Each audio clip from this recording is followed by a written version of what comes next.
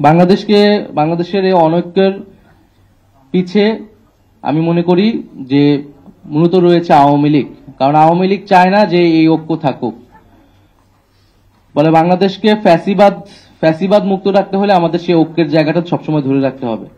গতকাল আমি একটা ফেসবুক পোস্ট দিয়েছিলাম, সেখানেও কিন্তু আমি স্পষ্ট করেছি বাংলাদেশকে বারবার অনৈক্যের দিকে, বিভাজিত করার দিকে ঠেলে দিয়েছে আমাদের প্রতিবেশী রাষ্ট্র এবং নানা ধরনের বাংলাদেশ বিরোধী শক্তি, যাতে বাংলাদেশ শক্তিশালী রাষ্ট্র হিসেবে গড়ে উঠতে না পারে।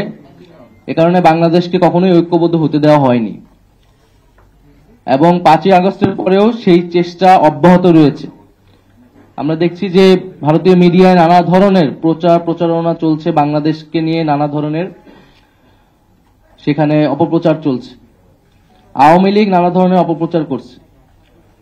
ফলে বাংলাদেশের এই অনৈক্যের পিছে আমি মনে করি যে মূলত রয়েছে আওয়ামী লীগ। কারণ আওয়ামী লীগ চায় না যে এই ঐক্য থাকুক। বলে বাংলাদেশকে ফ্যাসিবাদ মুক্ত রাখতে হলে আমাদের সেই ঐক্যের জায়গাটা সবসময় ধরে রাখতে হবে। জাতীয় নাগরিক পার্টি তার জায়গা থেকে সবসময় দায়িত্বশীল ভূমিকা পালন করেছে, আচরণ করেছে, ভবিষ্যতেও করবে।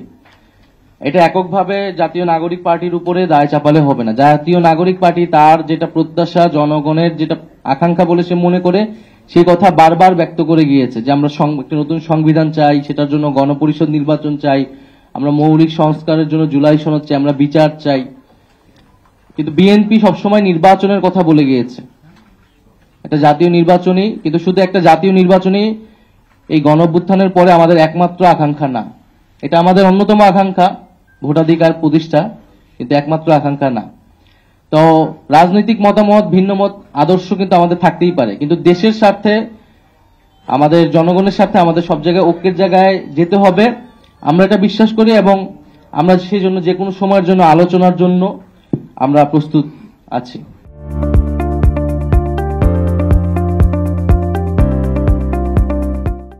আমি যেটা বিভিন্ন পত্রিকায় বলেছি সেটাই আসলে বক্তব্য।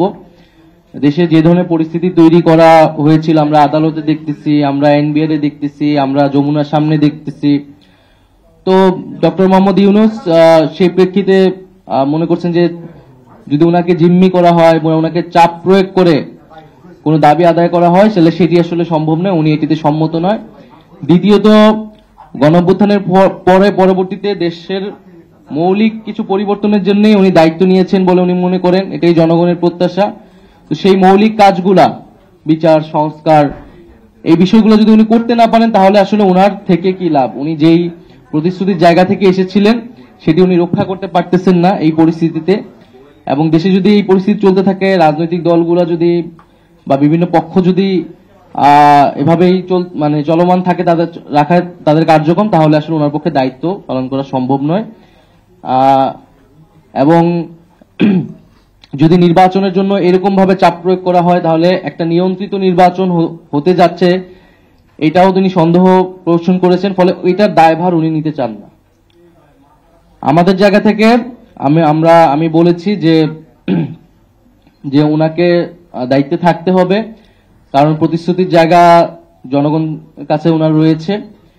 এবং ফলে উনি রাজনৈতিকভাবে বিষয়টা সমাধান করুক, সকল রাজনৈতিক দলগুলোকে বলুক। এবং জাতীয় নাগরিক পার্টি আমাদের জায়গা থেকে আমরা সকল বিভিন্ন রাজনৈতিক দলগুলোকে এই মেসেজ দিয়েছি, যাতে সবাই দেশের এই পরিস্থিতি বিবেচনা করে রাজনৈতিকভাবে ঐক্যবদ্ধ হয় এবং একটা ইতিবাচক সিদ্ধান্তের দিকে যায়।